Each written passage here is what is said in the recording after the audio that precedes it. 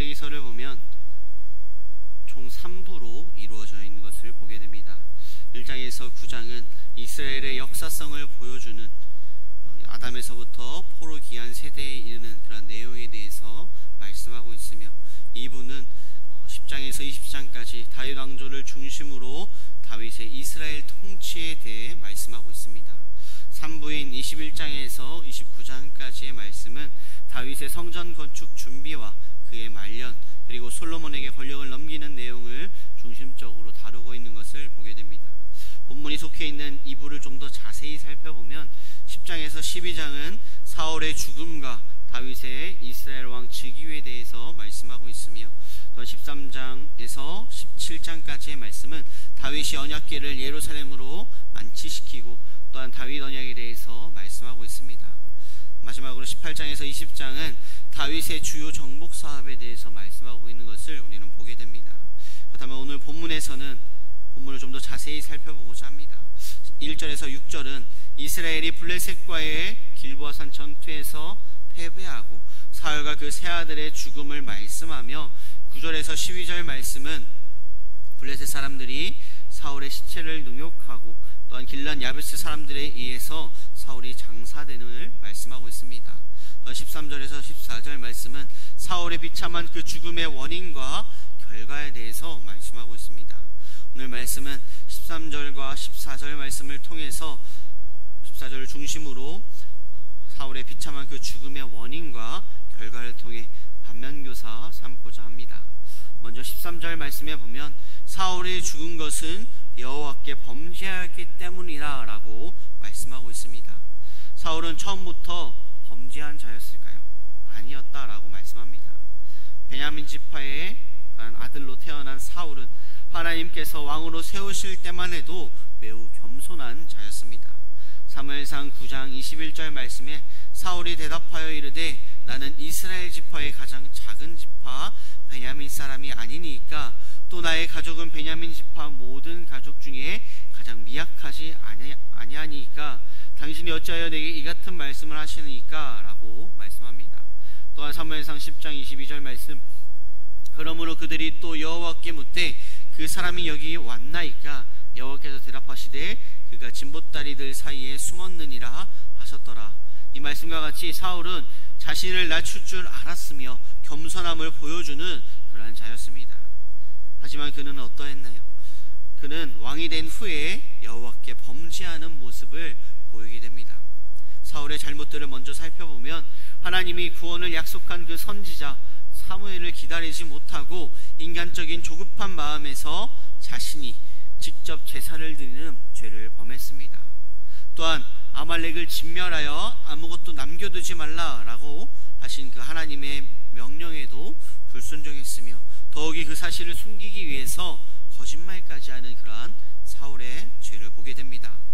또한 사울의 범죄는 13절 하반절에 또 신접한 자에게 가르치기를 청하고 라고 말씀하고 있습니다. 또 신접한 자에게 가르치기를 청하고 라고 말씀하고 있는 이 또에 해당하는 전미사는 원어로 외감인데 그 뜻은 그리고 심지어 라는 뜻으로서 사울이 여호와의 말씀을 지키지 않은 것도 큰 범죄인데 심지어 신접한 자를 의지한 적극적인 범죄까지 저질렀다라는 사실을 강조하고 있습니다. 여호와의 명령을 어겨서 폐위를 선언받은 그 사울은 이에 대해 회개하기는커녕 오히려 미신을 의지하여 자신의 멸망을 앞당기는 결과를 초래하게 되었습니다. 사무엘상 28장 말씀에서는 사울이 엔돌에 접신한 여자를 찾아가서 죽은 사무엘을 불러 올리라 라는 요청을 했을 때 이러한 사울의 죄악에 대해서 여호와께서는 그와 이스라엘을 블레셋 손에 넘기시겠다라고 말씀하셨습니다.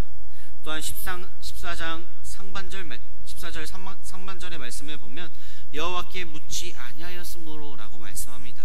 사울의 잘못은 신접한 여인에게는 가르침을 청하였지만 여호와께는 묻지 않았던 그러한 그의 모습을 보게 됩니다. 인간의 생사화복을 주관하시며 나라의 흥망성쇠를 주관하시는 여호와를 전적으로 믿지 못했고, 이것은 하나님의 주권을 인정하지 않는 사울의 불순종적인 그런 신앙의 모습을 보여주고 있습니다. 이러한 사울의 불순종과 교만으로 인하여 그는 죽음을 맞게 되었습니다. 본장의 최종적인 결론이라고 할 수 있는 14절 하반절 말씀에 보면 여호와께서 그를 죽이시고 그 나라를 이새의 아들 다윗에게 넘겨주셨더라 라고 말씀합니다. 사울의 범죄로 인해서 사울을 대신하여 다윗이 이스라엘의 왕이 되었음을 말씀하고 있습니다. 이런 사울의 모습들을 통해서 우리의 삶은 어떠해야 할까요? 바로 회개하는 그러한 삶이 되어야 합니다. 사울은 많은 범죄들 가운데 회개하지 않는 그런 모습을 보이게 됩니다. 그 가운데 모든 죄는 본질적으로 동일하다는 사실을 우리는 기억해야 합니다. 13절 말씀에 보면 사울의 죽음의 원인이 사울이 범죄하였기 때문이다 라고 말씀합니다. 여기서 범죄하였다라는 것은 히브리어로 말이라고 하는데 사울이 범한 죄의 종류에 초점을 둔 것이 아니라 그 죄 하나하나가 갖는 그 심각성에 대해 초점을 맞추고 있는 것을 보게 됩니다. 사울이 범한 죄가 그 경중을 막론하고 그 하나하나가 하나님께 매우 심각한 죄임을 말씀하고 있는 것입니다. 이것은 사울이 매우 큰 죄악을 범죄하여서 하나님께 버림받는 것이 라기보다 우리가 아주 사소하다라고도 생각할 수 있는 그 죄 하나하나까지 모든 죄가 그의 죽음의 그 원인이 되고 있음을 말씀하고 있는 것입니다. 우리가 생각하기에 분명 죄의 경중이 있다라고 생각합니다. 살인과 도둑질은 그 죄의 무게가 같을 수가 없다라고 생각합니다. 그래서 일반 사회법에서는 살인한 자와 도둑질한 자의 형량을 다르게 정합니다. 그러나 하나님이 보시기에는 모든 죄는 하나님을 향한 불순종에서 비롯되며 단지 그것이 다양한 형태로 나타나는 것일 뿐이라는 것을 말씀합니다. 그렇기 때문에 모든 죄는 본질적으로 모두 같으며 모두가 하나님 앞에서 가증하게 여긴다라는 사실을 우리는 잊지 말아야 합니다. 로마서 6장 23절 말씀, 죄의 삭은 사망이요 라고 말씀합니다. 여기서 죄는 살인을 하는 그러한 죄를 말하는 것이 아니라 모든 죄가 다 포함된 죄임을 말씀하고 있습니다. 우리가 생각하기에 아무리 가벼운 죄라도 결국은 사망이라는 사실입니다. 모든 죄는 죽음 후의 심판과 멸망이라는 그런 결과를 가져다 줍니다. 하지만 오늘날을 살아가는 우리는 죄에 대하여 너무나도 자연스럽게 그 경중을 나누어 생각하고 있는 것을 보게 됩니다. 이 정도쯤은 되겠지, 이 정도쯤은 괜찮을 거야 라는 그런 생각으로 살아가고 있음을 우리는 돌아보게 됩니다.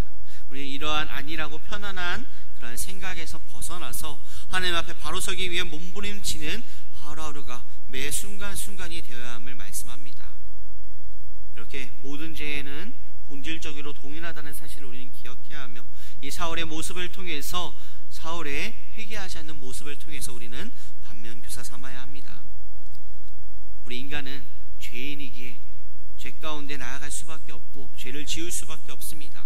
하지만 그 가운데 우리의 죄를 사해 주시는 예수 그리스도를 다시금 돌아보며 예수 그리스도의 십자가의 보혈로서 우리의 죄를 씻겨주시는 그 은혜를, 그 사랑을 기억하며 나아가는 우리의 삶이 되어야 합니다.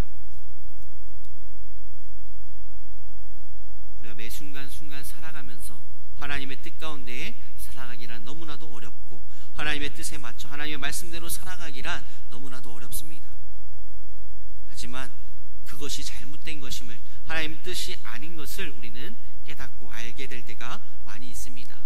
그 가운데 이 정도쯤은 괜찮지, 이 정도쯤은 괜찮을 거야 라고 넘어가는 그런 편안하고 아니란 생각으로 나아가는 것이 아닌 우리의 그 작은 죄 하나하나까지 그 하나하나를 위해서 그 하나하나 죄를 사해 주시기 위해 십자가에 못 박히신 예수 그리스도의 십자가의 보혈, 그 은혜와 사랑을 잊지 않고 하나님 앞에 다시금 돌아가며 예수 그리스도와 동행하는 기하복된 하루의 삶이 되시길 소망합니다.